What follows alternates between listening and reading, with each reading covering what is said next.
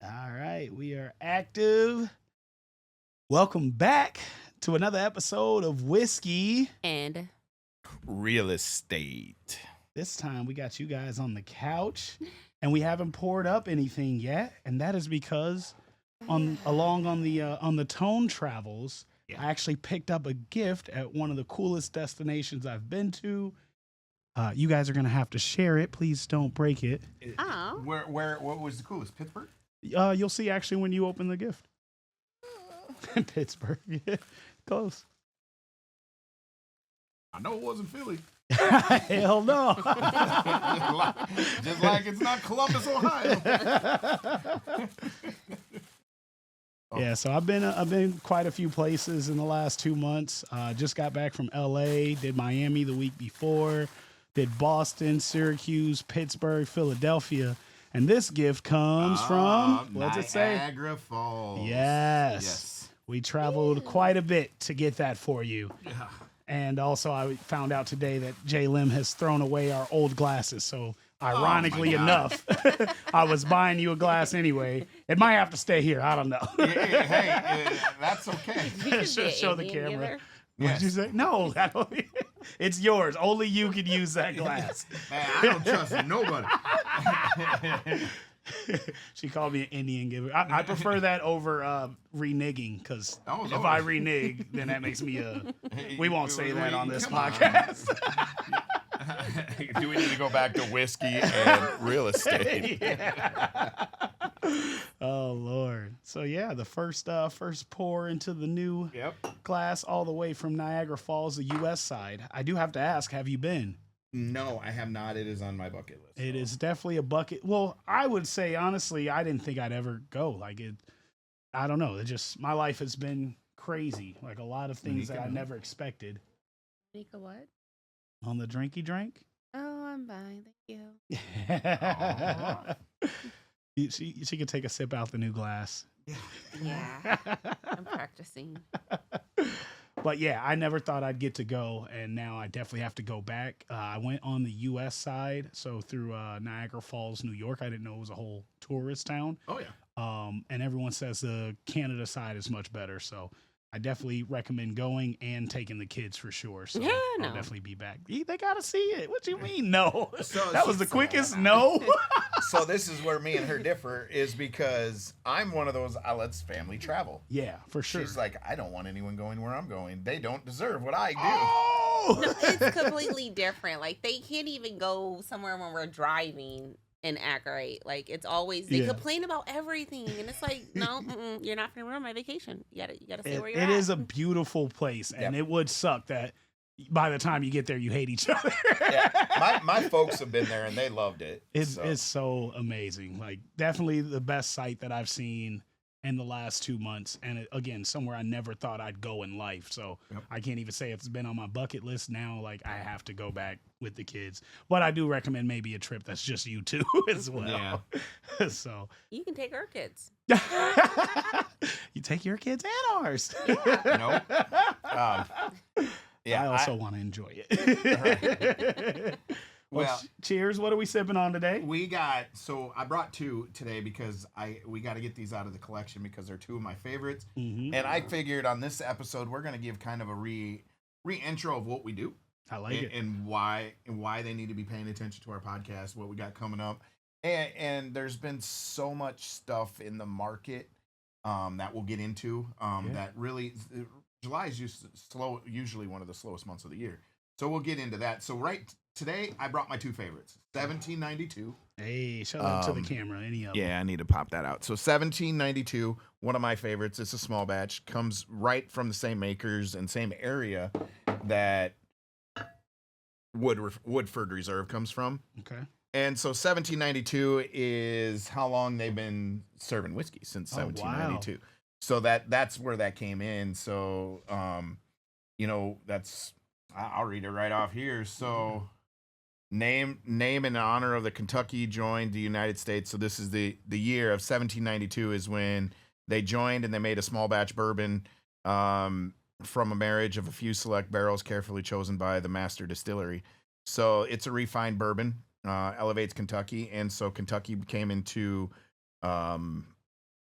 into existence in 1792. So that's where they came up with the name, and they were already making whiskey at that time in bourbon. So that's the funny thing to me is like we had good whiskey before technology. Well, it's so true. I mean, you talk about like when the Pilgrims showed up at Plymouth Rock and whatnot. I mean, they were already drinking their own drink. You know, they were making it out of corn stalks and maize. Yeah. And, we don't know how to get this light bulb working, but we can make a fine whiskey for you. I mean, that's like that Slipknot Reserve that we really like. Oh, yeah. And I mean, they stress on it that it's made out of corn, and you know, and when, I mean, so as long as they could produce on corn, we had whiskey. I mean, we had some type of whiskey.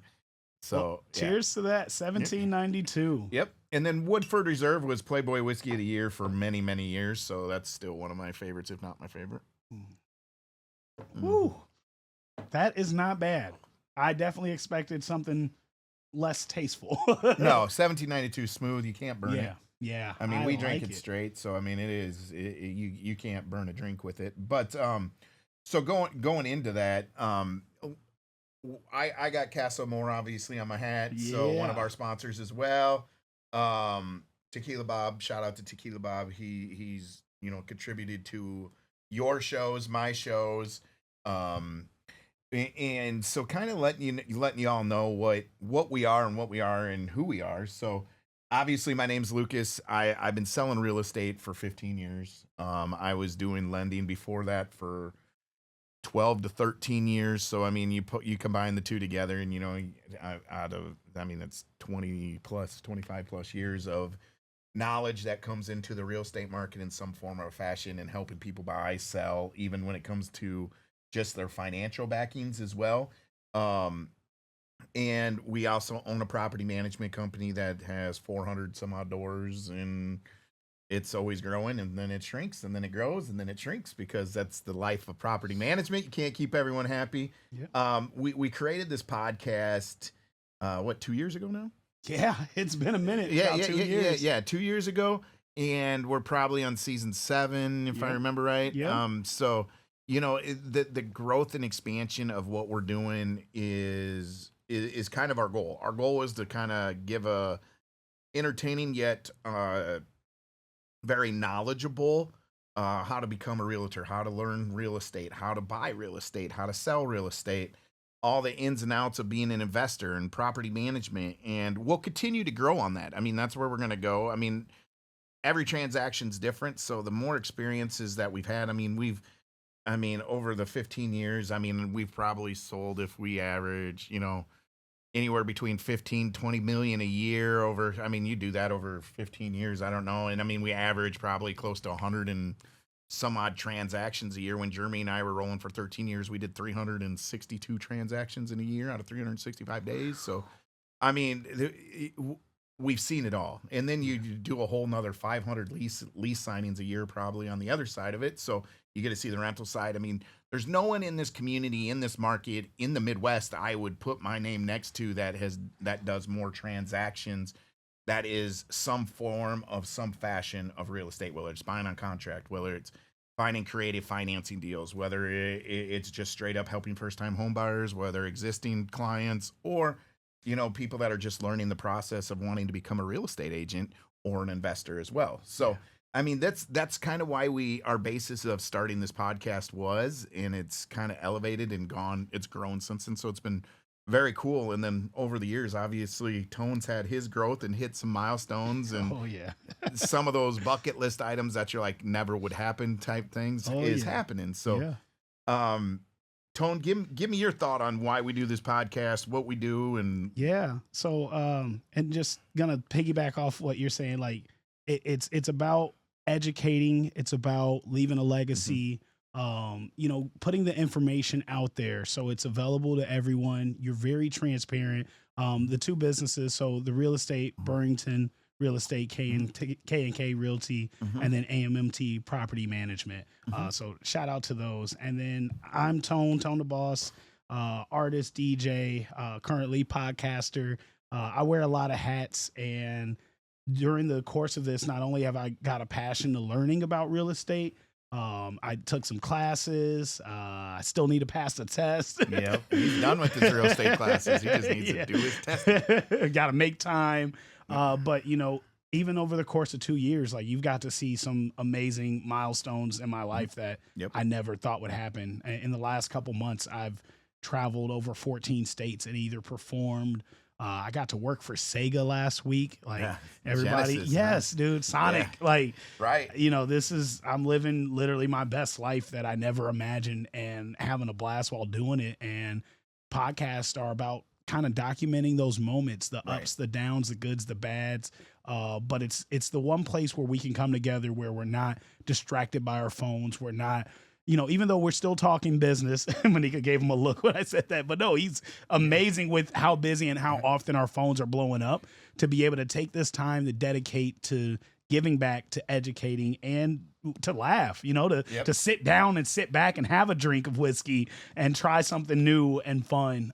You know, this podcast is extremely important to me, and it just started as, hey, I'll hit record for you, and you know, you do the talking, and it's a full conversation, and I have questions every episode, and it's fun. I love it. Well, and you got two people that are coming from similar styles of people, similar styles of background, but completely two different genres. Like I'm coming from the real estate world, you're coming from the music world, and when you cut out where we come from and what we do, the goals are still the same, and how you get there is still the same. It's still the consistency, the networking, giving back, you know, putting yourself out there, grinding away. And my favorite part is when we get to do this stuff together, you know, having you just show up even for a little bit. I think you were there for a lot of it actually for Iowa Summer Jam, but you know, even if you just made an appearance, like I love that. That's so awesome that you come there, you're entertained. There's specific artists you want to see and you get to see. I love that.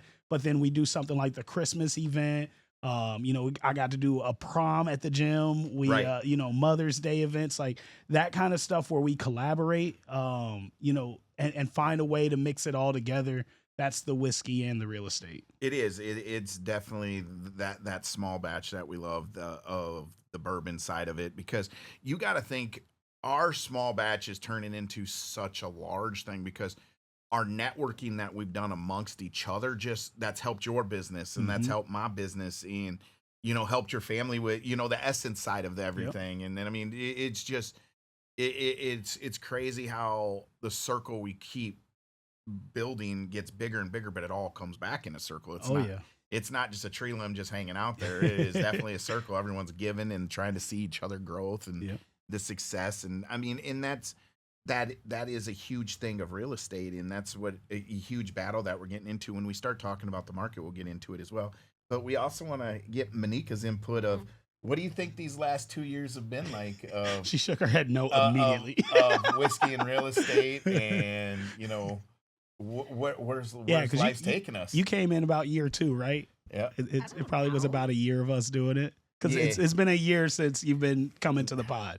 Has it? I think so. Pretty close to it, at least. Well, and you got your personal side too, where you got a couple rentals now, and you own a house. Yeah, we watched your come up, like, and like we're documenting it in the podcast. I'm trying. No, you're doing. You're not just trying. You're out here getting it. You're on your second property now? Third. Third or fourth, I think. Oh, wow. We're working on Toddville, which will be 4th. And so, you got B, you got 11th. Yeah, and just did the LLC to transfer everything of B over. 2 going on 3 right now. Into LLCs. Nice. And then just looking for a multifamily. Yeah. And then you also jumped headfirst into property management. That was like fun. And staffing and maintenance. It's something. Yeah, came and gone out of some of those. Wasn't the goal. It's work.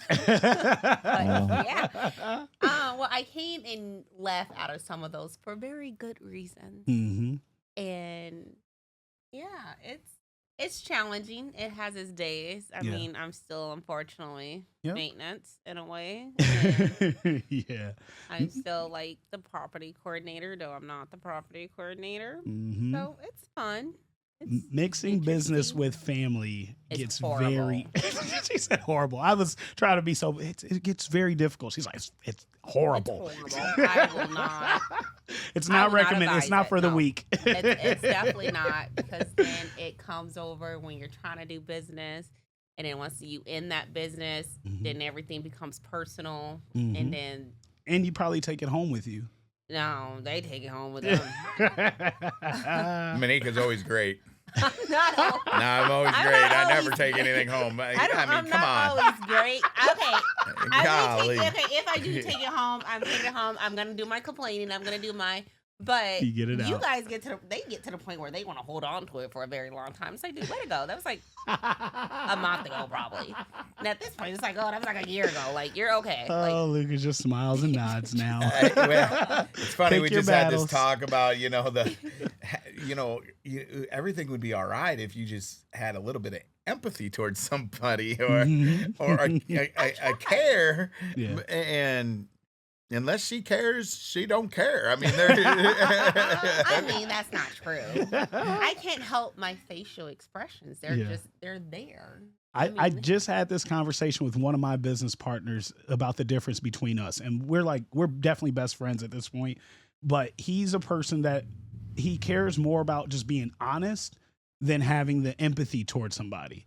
I care way too much about empathy and understanding where they're coming from, where I sometimes don't even speak my opinion on it, because it's like, let them get it out and let's find a solution. I'm more, let's find common ground and a medium versus, you're wrong, I'm right. And he's going to tell you straight up, I'm right, you're wrong. I don't care how you feel about it. That's the truth. And I'm like, okay, so that's your perspective on it. How do we get the result that you're looking for? But sometimes I get walked over because I'm more like that. I'm more about people pleasing than who was right and who was wrong. Well, I don't people please.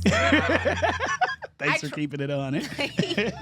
I mean, I'm just You're honest. it is You're what honest. it is. Like, I'm not trying to be mean about it. Like, I think I say things in a nice way, but then I find Do out you that really? it wasn't. And I mean, yeah, actually, I really do think I said it in a nice way. That's what makes him mad. He goes, "Did you really think you said that nice?" Yes, I really did. Yeah, that's bad. Or her thing is, well, I'm growing. I didn't do it as bad as last time. And I'm like, what do you mean? And so I had to use the example. I'm like, all right, here's 3 knives.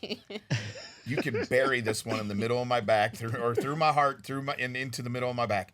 Damn, that hurts. Or here's knife number 2, where you can only go halfway in and you just jab the heart. Damn, that still hurts. Yeah, it still hurts. Or the Still a next one, knife. okay, you just go halfway in and puncture the lung. All 3 of those still hurt. Yeah, There ain't it's one still better a than the knife. rest. It's This still wasn't a as deep as the first one. I don't go all the way anymore. but it still hurts. So I mean, painful. yeah, that's a prime example of her not having the empathy to it. But you know what? It's Jeremy and I walked that fine balance for 13 years together, where Jeremy he's a very direct, very, this is how it is. Yep. For 10 years, it took me a while to get him to have a little empathy towards people and whatnot. He was definitely bad cop. I was good cop type situation. Are you calling me the bad cop? Well, no, You think you the good cop? These cops are corrupt. but anyways, but it also gets into finding that balance that works. And I mean, we do it on the parenting side, and how we address the kids, and but you also like Jeremy. There's so many people in the real estate business and his clients that just love the fact that he is direct and honest. Yeah. And some of the complaints I get against myself is I'll beat around the bush on something and then soft deliver. Yep. And I mean, over the last 14 years, I've learned not to do that as much, and especially the last 2 years. I mean, I am a completely different Lucas right now than I was a year ago. You probably credit Manika for that. Oh, no, don't credit me. Yeah, I mean, that was a goal I've set out for myself. I mean, that was our January. You remember our Yeah, New Year's I remember. resolution? I remember. It was definitely to get a lot tougher skin and shrink my circle and get rid of the nonsense. And I just help encourage and support.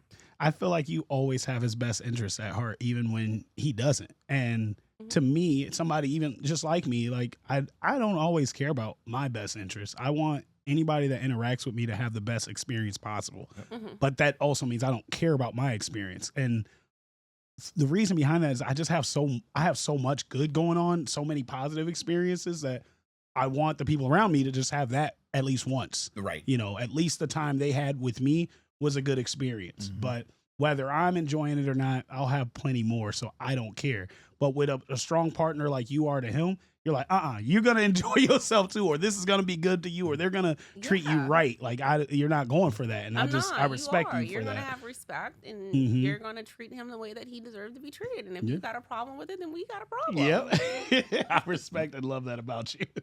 Well, and I mean, it is one of her greatest qualities, yet, you know, biggest flaws, just like my heart is one of my biggest qualities, but also one of my biggest flaw. There ain't no doubt about it. But he, again, finding that fine balance in life, you know, that's kind of where you always look for that person to balance you out, and what are they bringing to the table? Mm-hmm. And, you know, realistically, that's what a relationship is. You know, a relationship is, you got your two types of relationships that I've seen over my course is the one where you're giving, and the other person's taking. And those aren't lasting relationships. Yep. The lasting relationships are the ones that are bringing something to the table with you. Yeah. That is willing to give and take, you know, and that's where I need to focus more in my life, is more of the give and take back and forth, because I've been a giver my whole life. And, good, bad, and indifferent. It's also made my career too. Nice. So that brings me to a question here. So like, from the get-go, you and Monika, I saw Monika just step right into the business right away. Mm-hmm. And I've never myself dated anybody in the music industry. So like, usually I go for somebody that's less outgoing, that's more at home, just like the opposite of me in my life.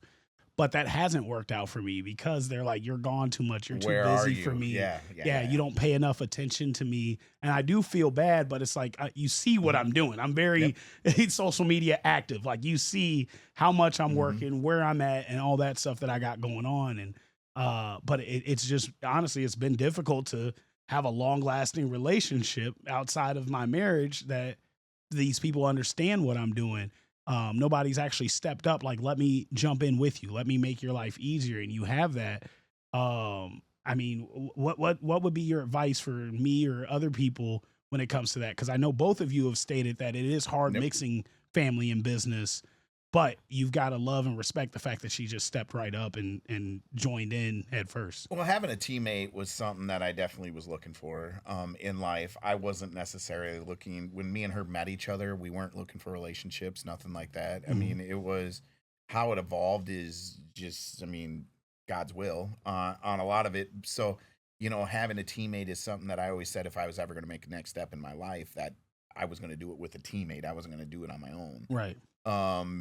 Because I mean, you know, I got my two girls, and with the career I had, I did a lot of that on my own, you know, a lot of it on my own. And so I was burnt. I was sick of that. I mean, so the next stages in my life, I was either going to make an easier path for me to go, or if I was going to continue on the path I wanted to share it with someone, they had to bring something to the table too. Yep. And Monika jumped right in, and I mean, I was like, damn, this is nice. I mean, it's good to have that support, and yet someone that wants to work her tail off with it, because what we do, we make it, and Tone, this is an issue that we have in the real estate world. And I get approached all the dang time about people wanting to get their license and doing what we do, because we make what we do look easy on some aspects of it. Because it's natural for us. And those looking for realtors out there, you want to find the ones that aren't in it for the paycheck. They're in it for the journey. And that is what I teach a lot of our new agents and whatnot, is quit chasing that check, quit putting the dollar ahead of everything, because it ain't going to come. Or if it'll come temporary and gone. And I have to remind myself of that all the dang time, especially when the market's tough. Like right now, I mean, it's an interesting market. So you're chasing a check, but yet you still got to balance the relationship. So you got to get the chase of the check out of your thought process. But again, when you're looking for realtors, you want to look for ones that are going to be there long term. They're going to ones that know your markets, that can lead you in the right directions, but also have a care about you. Yeah. And once you get that's the guy or gal you need to be working with. But again, Tone, we make what we do look so damn easy that everyone wants to jump on that ship. Yep. It's especially everything that I got going on right now. Like people, like I'm getting people. Literally, somebody went live like just dissing me, and it's like, dude, I have nothing but love for everybody. But you know, it looks like things are being handed to me, and it's like I've been doing music for 20 years. That is a lot of no's. That is a lot of guessing. That is a lot of me figuring out myself as an artist, but myself as a man and going through life. And now that these things are paying off, I couldn't have started yesterday and got nowhere near what I'm getting now. Like this is a culmination of all these years of hard work and people seeing what I've done and me perfecting my craft to finally getting that. So right now, yeah, I can make this look easy, but trust me, those 20 years of experience and failure and no's and bad decisions is what's leading me to now taking these opportunities that I feel like I've worked for. Like I had a disagreement the other day and they were like, hey, it almost looks like if you work with this person, you'd be an opportunist. And I'm like, I don't believe in that because, hard work creates opportunity, and hard work plus opportunity, people don't realize that's what creates what they call luck. Yep. Like consistency and the talent and the education behind what you do makes it where things like the NBA, NFL, or WWE picks you up. It's not... I mean, yes, I feel like there is an aspect of luck, but also that wouldn't happen if I wasn't always working, always recording, always putting stuff out there and manifesting what it is I want out of this. Well, activity creates activity. And that's what we teach is activity creates activity. You want to, I purposely have a Thursday morning meeting with our real estate team every Thursday, no matter what's going on, just because of the fact that I need to monitor their activity of what's going on. I don't want it to be my fault. I want to make sure that they, that they're out doing what they need to do. And last meeting we had with my young realtors that were in, they came in, try to fool me on the market. I'm like, so what's going on in the market? What are rates? What are this? What is this? And they're like, oh yeah, we think the market's great and this and rates are, I'm like, all right, you guys don't have a clue what you're talking about right now. And I go, guys, I might have been in this as long as I've been in it, but every day I still check the market. Every day I still watch the news. Every day I still figure out what's going on in today's world that's affecting it. Speaking of that, this is a perfect segue to today's market. Also, I'm looking at the times because Jake wants me to send him timestamps of the episode so we can get those clips out. So 27, about 28 minutes in, we did today's market. What does today's market look like? So today's market's interesting. July is usually one of the slowest months of the year because everyone's out traveling, doing their thing. But it's actually picked up a little bit. I mean, I've had a busy last week and a half. I mean, today is our day off, and we spent all day looking at properties. And the reason is because they passed that big, beautiful bill. Oh, please break down that bill. So the big, beautiful bill is probably the largest tax cut that we're going to see as Americans right now that the Senate and House just passed through. It's got some good and bad into it. It's supposed to cut the deficit by $2 trillion. It's where it's benefiting on the real estate side of it. It's going to help out with the insurances side of things. It's also going to help. It's going to put some stability back in the market where hopefully the rates start to drop with it. And when it first came out, rates did go down about 0.25. They went up a little bit yesterday. They're supposed to go back down next week. So we're starting to see some of that. You see gas prices started coming down now. So gas prices, I mean, shoot, I saw gas at $2.34 at one, and it's been bouncing between $2.45 and $2.85 right now. I was in LA yesterday or 2 days ago, and it was $3.99, which they thought was good for LA prices, and then we found a Costco that was $3.50, and everybody celebrated. So yeah, I mean, it's just some perspective on it. So these are kind of the things that we talked about. I mean, everyone said when those tariffs came out, you go back and look at our other episodes, they're like, it's going to kill this, it's going to kill this. It didn't have any effect. In fact, inflation went down with the tariffs. Yeah. They thought it was going to raise inflations and raise rates and so on and so forth. It has not. It's gone the right direction. Now that the peace treaty just got signed this last week and a half over in Iran, and now that there's a peace treaty between Israel and Iran, that's going to help out with crude oil. That's going to help out with gas. It's going to help out with so much stuff that affects the stability of our market. And now that the stability is out there, that's when rates will go. Yeah. That's when rates start to drop again, and we're going to get busy. And people, the confidence that are getting built within the people is good. It created another first-time home buyer market, another grant that they passed through. Tax cuts. People are making more money now because they're getting more taxes back. Moms that have kids, they gave another child credit that goes into it, so it's an additional $2,500 a year for a child. There's no taxes on tips, no tax. Now you said moms. What about dads? Hold on. Well, mom and dads. Okay. Yeah. Wait a minute. So yeah, it increased the tax credit for when you filed taxes. It cut the tax rate down. It took away the estate tax. Well, it cut the estate tax, which is huge. Estate taxes. When we talked about this when my dad was on about the farms and how people had to sell out farms once the loved one died and they inherited it, they had to pay the estate tax on it. Yeah. And a lot of people couldn't afford that estate tax because they had to pay for what today's current market was on it when they might have bought it at $1.18 an acre, Yeah. And now it's sitting at $20,000 an acre, Yep. So I mean there's so much good that's come with it. Obviously you have the tax cuts, no taxes on tips, no taxes on overtime, no taxes on gifts receipts. So all those things were getting taxed by your employers. They can't tax now, which is fantastic because people are making again more money. Their prediction is it's supposed to be anywhere between $5,000 and $6,000 per household. This is supposed to increase everyone's wages from the middle class in the lower class. There is some tax breaks that are coming, and so it's a big thing they talked about with the taxing the billionaires and so on and so forth. It put more of a level tax field out there.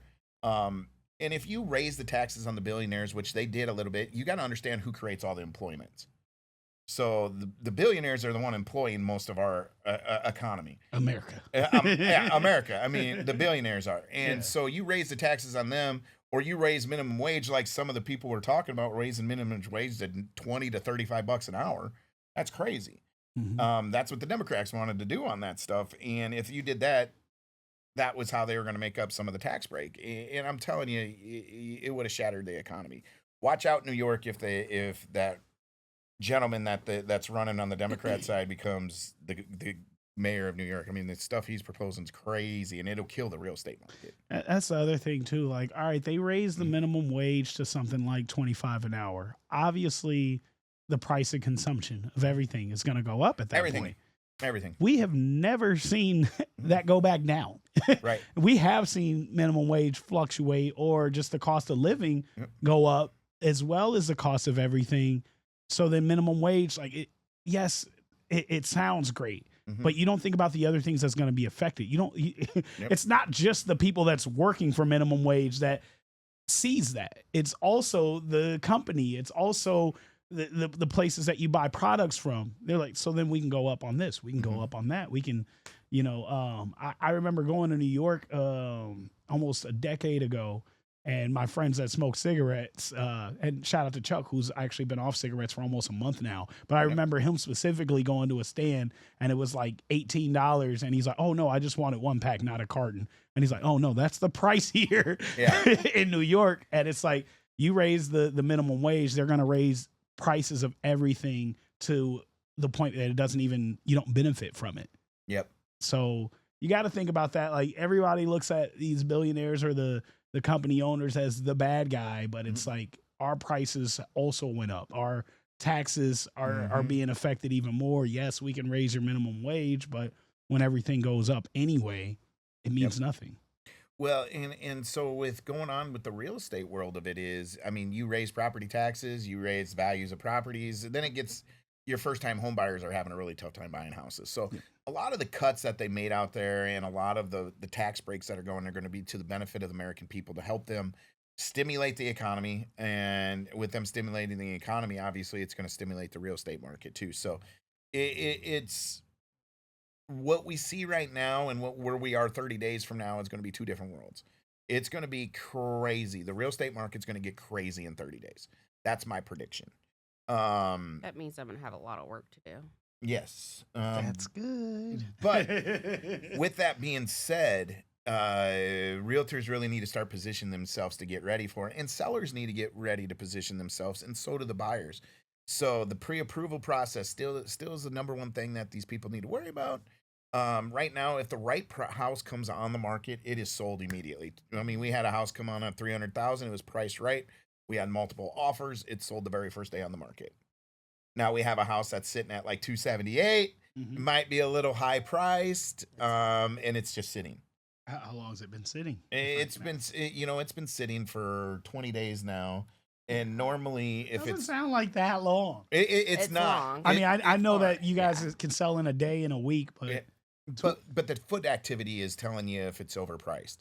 So it hasn't had much foot activity. At what day mark do you consider the price drop? Is it 15 days on the market? Is it 30? So a lot depends on what you put it on the market at.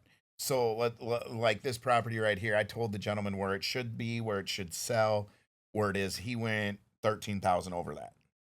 Okay. And so at that point, I'm like, all right, first 48 hours are going to tell you what the traffic looks like on this property. Yep. Because there's a lot of buyers out there that are still sitting on the fence whether they should buy or not, looking for the certain right property. And so like we put one on Valley View, that thing went sold the very first day. Similar price point, we put it up on Grantwood, and it's sitting there, gorgeous house. It's still sitting there, and it's maybe only had like 5-7 people through it. I mean, we had that in the first 4 hours at Valley View. So now if it went on the market at 262, 263, 264, the opposite would have happened. It would have had 15 people through it, probably 2 offers on the table, probably would have got 270 out of it. $13,000 makes that big of a difference? Huge difference. So when real estate first started, people didn't care about giving lowball offers. You saw them come all the damn time. And then we kind of got to that COVID stage where stuff was selling above asking price and so on and so forth. And also people are very non-confrontational now. So because they don't know how that interaction is going to go. And that's on the realtor's fault too.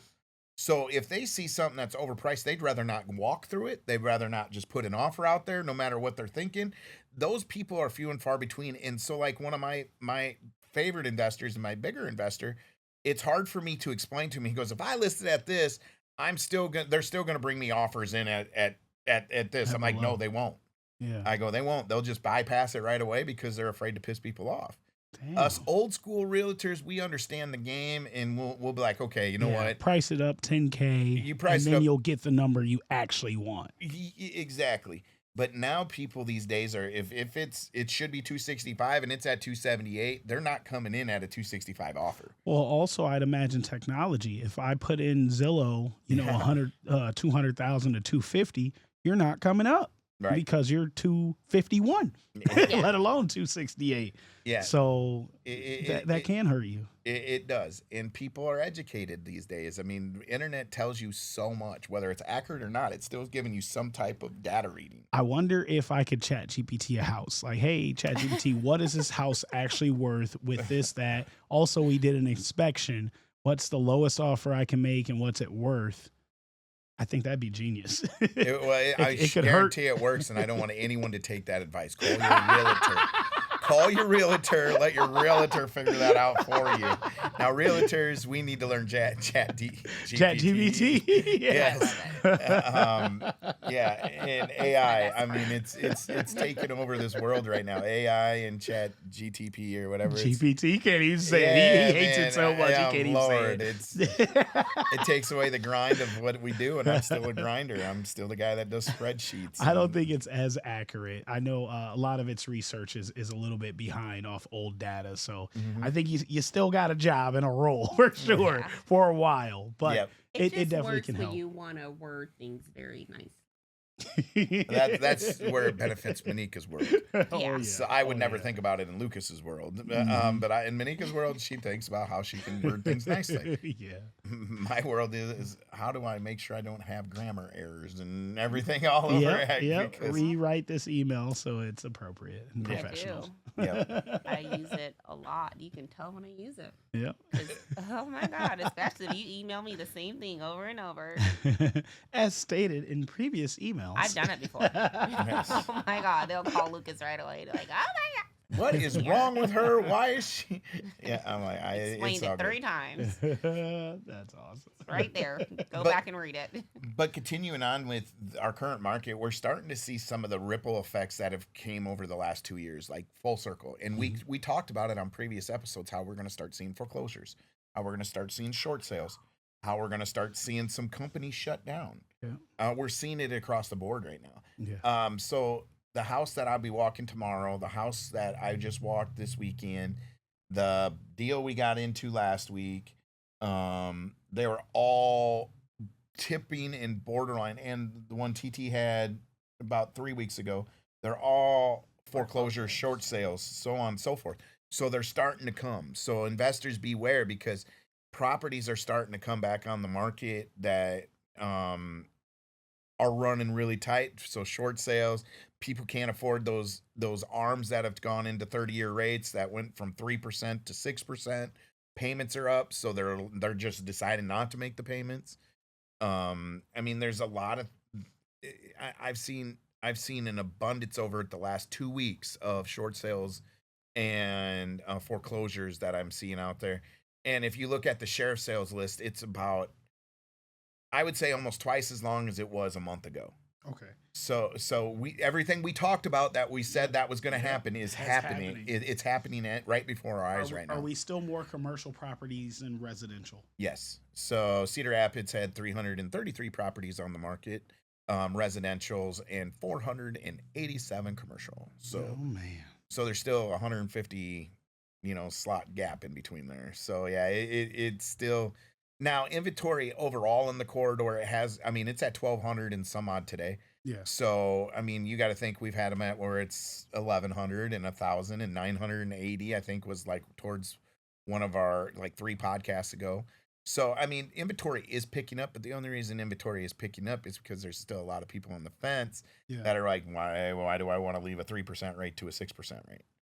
So, they will because they have to, or because they got their reasons of, maybe they had another kid, or maybe they want to move school districts. Right now, you're starting to see the whys and the have tos. Yeah. So I think August is going to be just absolutely crazy. That's my prediction, and I'm crossing my fingers because that'll set us realtors up for the rest of the year, which we need a little bit of. We need a little bit of sigh of relief, because it's been a grind these last 2 years. Like, I've never seen a market like it is. But with that being said, investors be ready to start making some moves, because there is some foreclosures, some short sales, everything coming down the pipeline that I think we'll see abundance of here this next 20 days, to be honest with you, probably 20 to 30 days. Nice. Yeah. So this episode in season 7, I think season 7 started with the Moco episode. So shout out to Moco. Oh man, I thought the iPad died. I got scared. It's never turned off like this. What's happening? Phone don't. The charger. Oh, still recording. We're still good. And then we're at Double Z's next Wednesday, I think, live. No, we're not. It's the Wednesday after. Wednesday after, we'll be live at Double Z's. So what's cool is we'll drop this episode in our time. They're gonna see it next Wednesday. Yep. And then we can record another one, and we can have Double Z's live that following one. So it'll all work out. They're going to have plenty of whiskey and real estate. And Tone is going to market and advertise. I thought Jake was our marketing guy. All right, I got you. I got you. She's going to strangle me for real. All right. So some marketing and strategizing I've been doing is I actually have 3 scenarios that we're going to keep anonymous that we need. It's basically a Ask Lucas segment. So I'm gonna go with scenario 1. There's a property owner who has family living in the property and renting, and they are trying to squat on that property. How would you deal with that? All right. So the legal way to deal with it is you have to give them tenant rights. And in order to give them tenants' rights, you have to serve them any type of piece of mail or something that shows that they live there, that states, here, you live here. This is you. We're aware you're living here. So that is taking away the squatter right, is acknowledging the fact that they're there. So you got to serve them a legal document. So were they living there in renters at first? Yeah, they've they been renting. They were paying rent. Now they're not, and So- they are trying Oh, to they're squat. just That's eviction. different. Yeah, So that's it's an an eviction process. Give them a 3-day notice, and then once you serve them with a 3-day notice, and then you also do it. What is it? A certified mail. So you're gonna do it 3 ways: a regular mail, certified mail, post on their door. Mhm. They got served that 3-day notice. If they don't pay their rent and get caught up, then you go to the sheriff and you start the eviction process. So the 3-day quit to cure is what starts that eviction process, and then you got 7 days you have to wait, and then you got to do the FED, which is a forcible entry detainer that the sheriff serves, Mhm. and that has to be 7 business days. So if you got holidays, don't count it. If you got a weekend, you can't count it. It's got to be 7 business days, because if you go 6, it'll get thrown out of court. So you're almost better going on 8 or 9 just to make sure you didn't miss anything in between there, because if you miss one day, they'll throw it out in court. Whether they paid rent, trashed your house, done whatever they wanted, they'll still throw it out in court. Don't collect any form of payment, nothing, not even $1. You can't 'cause take it would anything. throw it out. Yep, it throws it out of court too if you take any dollars. So you were behind 5 G's and you want to come in and bring me 3. If I take any of it, it throws it out of court. You got to start the whole process back Even over. $1. Even Mhm. $1. Any form of payment that you accept. So a more direct answer is, even if it's family, just go the legal route. Yes. You have to. You can't just rip them out by their toes and throw their stuff outside. I mean, we still there's still some times where we try to press that issue to be just like, you know what, let's figure this out. How can we cut a deal to get out? But I'd say 80% of the time it does not work. It's I think it depends on how you want it. Like I'll give you an option. If you were in my house and you were a family member, this is how it's gonna go. We Mhm. can do it the legal way, or we're gonna do it my way. And if the legal way is starting not to work out, I'm gonna go in there and I'm gonna change the locks and I'm just gonna throw your stuff outside, and that's what it's gonna be, because I don't have time to play these games with you. Mhm. And that's where you get into, you don't do the family thing because you want to be nice and you're trying to be generous and help a family member out, but they don't really care. Like, family is the first people to burn you. I think Yeah. one of the biggest problems is family looks at it as like they're screwing over a business, and they don't Mhm. realize that you're paying out of pocket to own that property. You're Right. paying a mortgage, although they're paying rent. And if they don't pay rent, that mortgage is still due. Oh, they know that. You- They just don't care. Well, and That's horrible. I remember a situation we had, and it was a close friend, Very and, similar. and they said, it doesn't matter, Lucas, how much you've lost over this. You can just sell this house and make it back. I don't want to sell this house. Like, why would I? How you gonna make business decisions Yeah. for me? Well, you bought it at this price. This is probably what it's worth now. You can make this money back. No, this is not how you do this. Who's the realtor here? Yeah. I'm telling you that's not how this works, because I got holding costs. I have a whole bunch of things that Yeah. come up in between there that cost us money. Mortgage. Yeah, I mean, so there, man, and I've heard that more than once, and it just that blows my sucks. mind. So get into your term of what you used. You used the term squatter. What a squatter is someone that has no legal right to be on that property, that is not disturbed, that sits in this property for free, doesn't pay anything, doesn't anything. So what we deal with in the wintertime is people will go through people's management websites or real estate websites. They'll find vacant properties. Mhm. They'll break into that vacant property and they'll just sit. Mhm.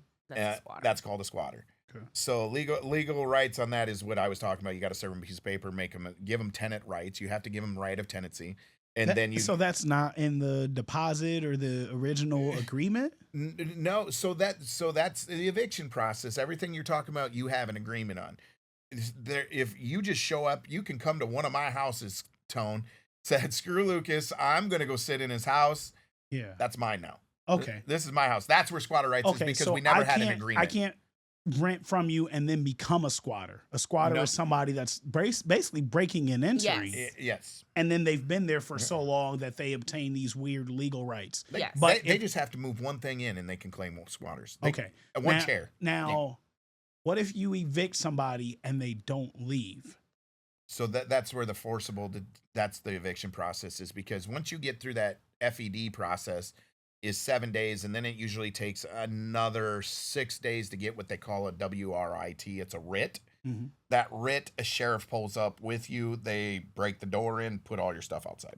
Okay. So you evicted them as in they went through the process and got an eviction, or? That's not the scenario that I'm talking about. I'm just following up with, okay, if they've evicted them and went through the legal steps and that person still doesn't leave, are they able to become a squatter? Nope, they're not. The sheriff will show up with you. You have no choice but to leave once you get evicted. The So sheriffs come up and they clear everything Where out. they would become a squatter is if they were to leave and come right back.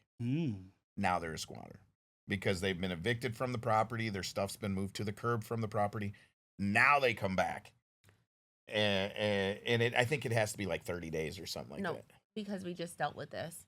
Once they come back, literally, I love this because I've never dealt with it until just recently. That's crazy. I got a call and they're like, "So the people we evicted yesterday, they broke back in." I said, "Wait, are you being serious?" Because I've never knew of anyone doing it. Yeah. So we had to call the sheriff department, and then we called the police department. We met them out there. Put everything back out, change locks, make sure all the windows, because they came back in through a window. Yeah. So make sure all the windows was locked up. So if that same person, after they already been evicted, tries to come back in, you just throw them out. Okay. With the sheriff. You can call the sheriff or call the Cedar Rapids Police Department, whatever it is, or wherever area there is. You just call them and have someone meet you out there because of the situation. That's if you feel like you need to have them. But it's good to have them just in case. And again, it's family, so it's like you don't want to have family arrested or escorted, but at the same time, you have to protect your investment. Yes. Yep.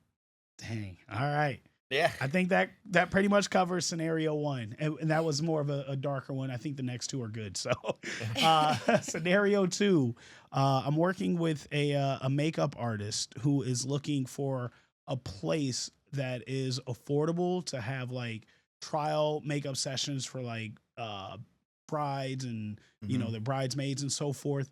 And they're trying to decide whether it's best to rent a place, maybe to rent from maybe like someone that already has a photo studio, or to buy a property right now.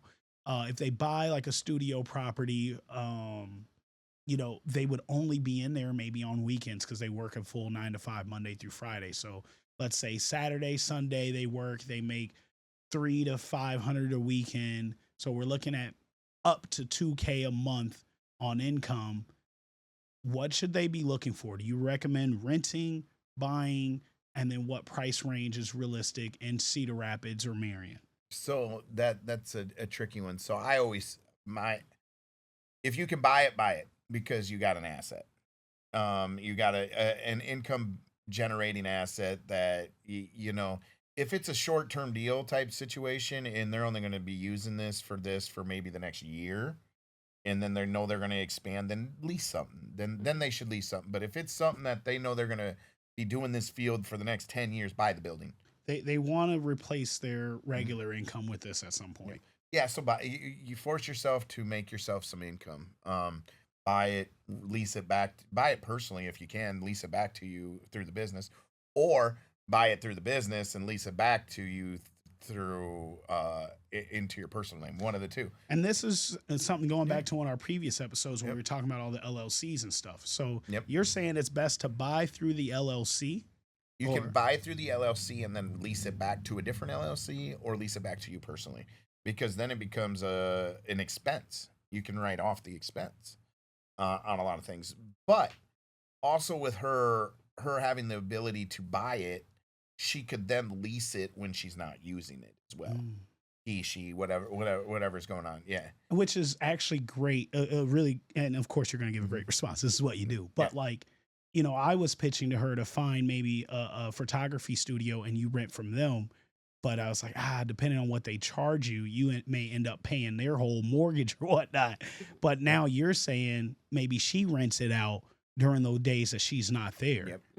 Well, and you can never take the approach of what the owner's paying, because it'll fog your brain up. You got to go off your needs, what your income is, what you can afford. Because even if it's covering the full person's expense, who cares? Because you're still meeting your need. I mean, okay, so the owner did a good job of buying it in a good position. You know, that's what she should be doing, buying it in a good position so someone can lease from her to pay her expenses. Okay. So who cares if you're covering the least expensive, whatever. Is it fulfilling the immediate need that you have right now? And if you're in a long-term deal, so most commercial leases is 3 to 5 years. Yeah. First you got to ask yourself, am I going to be doing this business for 3 to 5 years? And the next you got to ask yourself is, what if they were to sell this while I was running my business? So your spot right now, what if they sell Soundbox and you guys are leasing it out from them? You guys got to get up and get out. Yeah. But owning it controls that as well. Okay.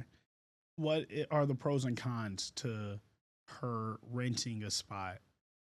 Like we talked about the different buildings that have big studio areas in there. Her renting a spot that's $900, $1,200, $1,500 a month versus her owning a spot.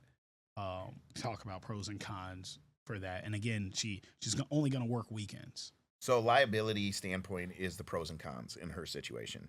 So liability standpoint is if anything were to break, go wrong, something not working, and she's renting it, it's the landlord's problem. It's the owner of the building. Mm-hmm. It becomes her problem if she owns it. So if something were to happen and the AC's not working, the plumbing's backed up, something like that, that's her problem if she owns it.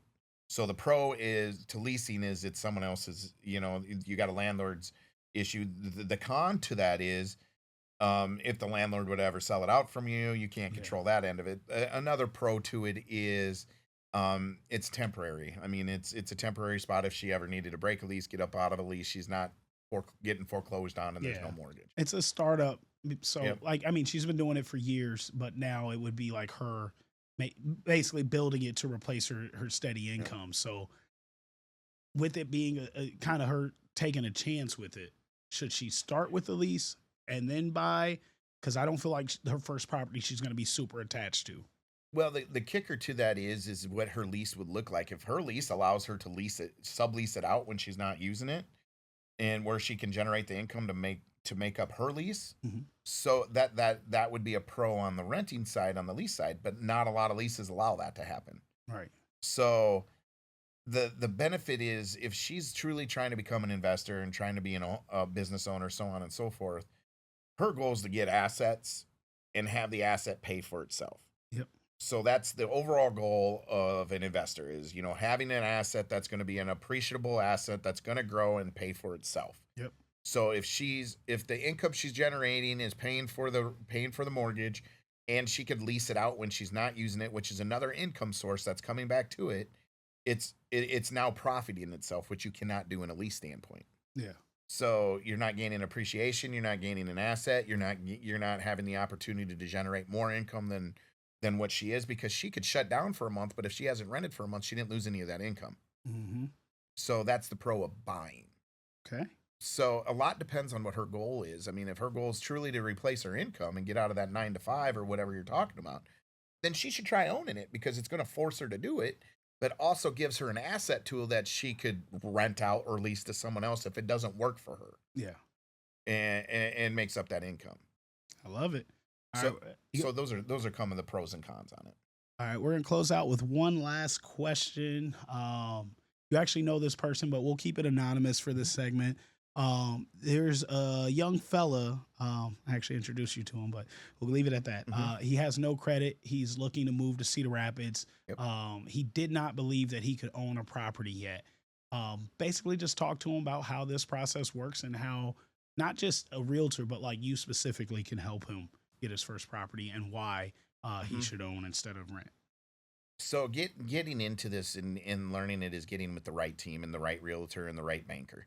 So even if you don't have credit, you can still buy a property. You can buy it in multiple ways. You can buy it through on contract. If you have some type of down payment or avenues, you can do a rent to own where you're still getting some ownership rights to it.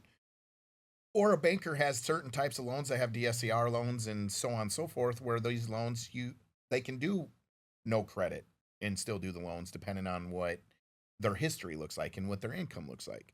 So, I mean, there is avenues out there of taking the right steps. The first thing you want to do is meet with your banker and get it.